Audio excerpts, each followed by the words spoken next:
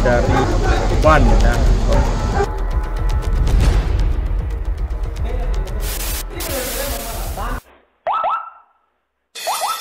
Meluncur ke TKP.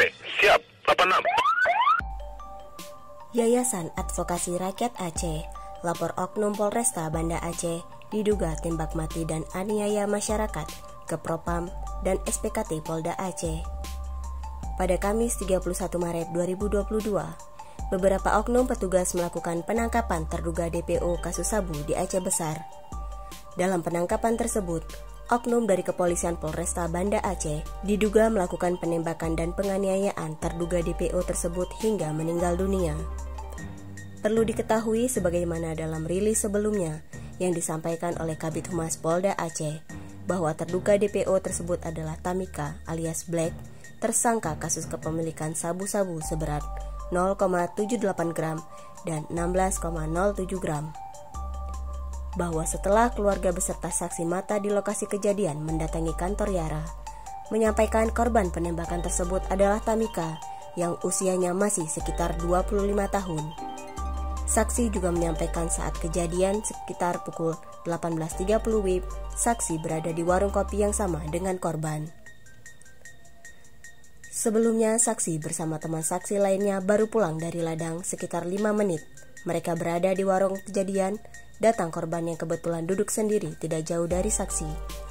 Sekitar 5 menit kemudian, datang 3 orang mengendarai satu sepeda motor Scoopy dan turun dan langsung menodong senjata ke arah korban dengan teriakan, "Jangan bergerak, kami dari Polres." Namun korban dengan spontan lari. Beberapa meter korban lari, pihak kepolisian langsung menembak korban di bagian bahu. Penembakan tersebut dilakukan oleh salah satu dari oknum polisi, tanpa ada penembakan peringatan sebelumnya. Kemudian oknum dari kepolisian tersebut melakukan penganiayaan dengan cara memukuli dan menendang korban hingga tersungkur ke sawah. Kemudian korban diseret ke mobil Avanza warna hitam yang saksi tidak ingat persis kapan mobil itu datang. Lalu pada pukul 2 malam itu juga, jenazah korban diantar menggunakan mobil ambulans ke rumahnya. Turut hadir dari pihak Polresta di rumah duka untuk menjumpai keluarga korban, serta memberikan uang yang dibungkus dengan amplop putih. Dari fakta tersebut, Yara menilai ada beberapa kejanggalan seperti dugaan DPO, serta umur yang tidak berkesesuaian dan tidak pernah petugas mendatangi rumah korban ataupun ke kampung kediaman korban sebelumnya. Sedangkan korban memang menetap di kampung tersebut dan beraktivitas seperti masyarakat biasanya. Jika korban adalah benar dugaan DPO, maka petugas pasti lebih cepat menangkapnya tanpa harus menetapnya sebagai DPO, karena korban memang setiap hari di kampung tersebut sebagaimana disampaikan keluarga dan saksi. Yara mengecam keras atas tindakan oknum polisi tersebut. Seharusnya mereka tidak perlu mengambil sikap untuk menembak, apalagi sampai melakukan penganiayaan yang menyebabkan korban meninggal dunia. Bahwa pada saat itu, korban tidak melakukan perlawanan sedikit pun, apalagi sampai menyerang petugas. Keris sebagaimana yang disampaikan dalam rilis Kabid Humas Polda tersebut adalah tidak benar. Saksi mata menyampaikan pada kejadian itu, korban tidak melihat adanya keris apalagi sampai korban menyerang petugas dengan keris tersebut. Saksi juga mengatakan dapat dengan jelas melihat penembakan dan penganiayaan itu hingga korban tergeletak lemas diseret ke mobil.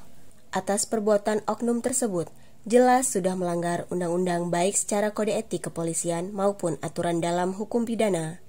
Sebagaimana diatur dalam Peraturan Kapolri Nomor 8 Tahun 2009 tentang implementasi prinsip dan standar hak asasi manusia dalam penyelenggaraan tugas Polri, maupun pasal 338 KUH Pidana dan pasal 351 ayat 3 KUH Pidana yang ancaman hukuman penjara 15 tahun.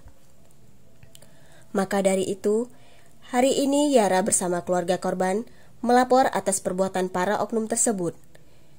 Yara terus memantau perkembangan laporan ini sampai benar-benar oknum polisi tersebut mendapat ganjaran yang setimpal atas perbuatannya tersebut. Yara sangat kecewa atas kejadian tersebut dan tidak mentoleransi perbuatan yang dilakukan oleh oknum polisi tersebut.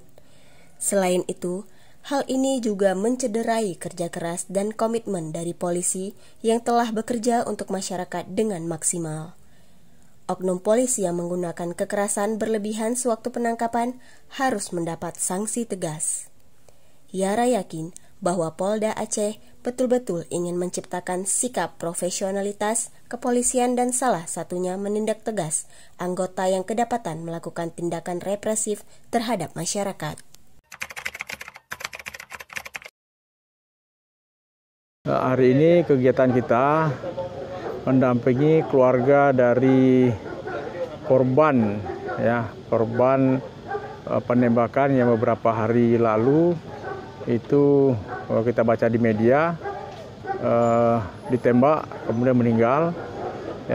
Menurut keterangan yang kita baca, ini ada semacam dalam prosedur penanganannya ada semacam perlawanan, tapi setelah keluarga mengecek konfirmasi, membuat pengaduan ke kita, tidak seperti itu.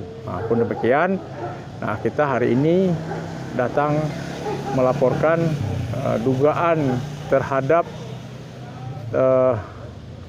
penembakan tersebut, yang kita duga itu tidak sesuai prosedur sehingga menyebabkan Tamlika itu meninggal dunia. Kemarin secara kode etik kita sudah laporkan ke Propam Polda Aceh.